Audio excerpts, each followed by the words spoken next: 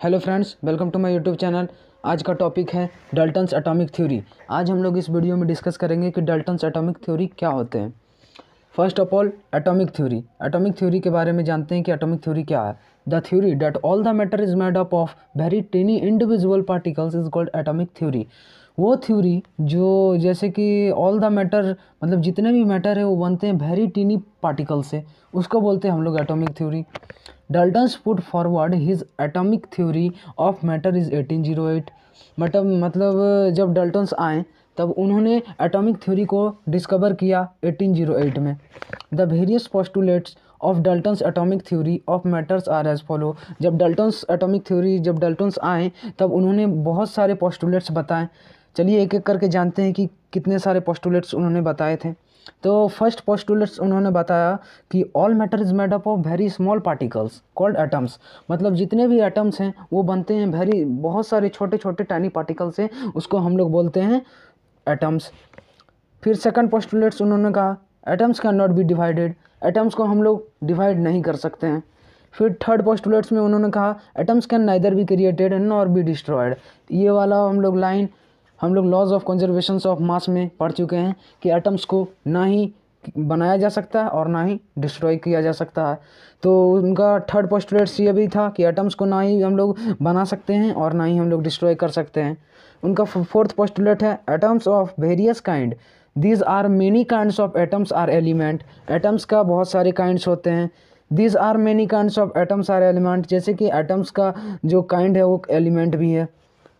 फिर उन्होंने fifth postulates में कहा all the atoms of a given element.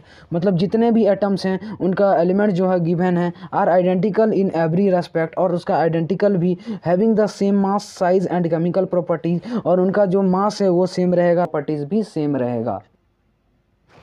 उन्होंने 6 पोस्टुलेट्स में कहा कि atoms of different elements differ in mass size and chemical properties. Atoms जो जितने भी डिफरेंट एटम्स होते हैं उनका जो एलिमेंट्स है वो डिफरेंट होता है, जैसे कि मास में भी डिफरेंट होगा, साइज में भी डिफरेंट होगा, केमिकल प्रॉपर्टीज़ में भी डिफरेंट होगा। फिर उन्होंने 7th पोस्टुलेट्स में कहा कि केमिकल कॉम्बिनेशंस बिटवीन 2 और more elements consist in the joining together of atoms of these elements to form molecules of compound। फिर उन्होंने 7th पोस्टुलेट्स में कहा कि केमिकल कंपाउंड जो हैं वो दो या दो से अधिक एलिमेंट्स को मिला के एक मॉलिक्यूल्स ऑफ कंपाउंड फॉर्म करते हैं। जैसे मैं एक एग्जांपल आपको दिखाता हूँ कि ये HCl है, इसमें हाइड्रोजन और क्लोराइन दोनों मिक्स है।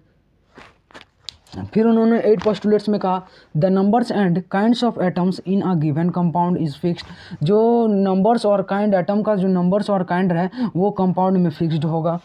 फिर उन्होंने 9 पोस्टुलेट्स में कहा during chemical combination atoms of different elements combine in small whole numbers to forms compound. उन्होंने कहा कि केमिकल कंपाउंड में एटम्स जो है वो डिफरेंट एलिमेंट्स रहेगा लेकिन कंबाइन होगा स्मॉल होल नंबर से और बनाएगा कंपाउंड। फिर उन्होंने 10 पोस्टुलेट्स मतलब ये लास्ट पोस्टुलेट्स उन्होंने कहा कि atoms of the same elements can combine in more than one ratio two form more than one compound.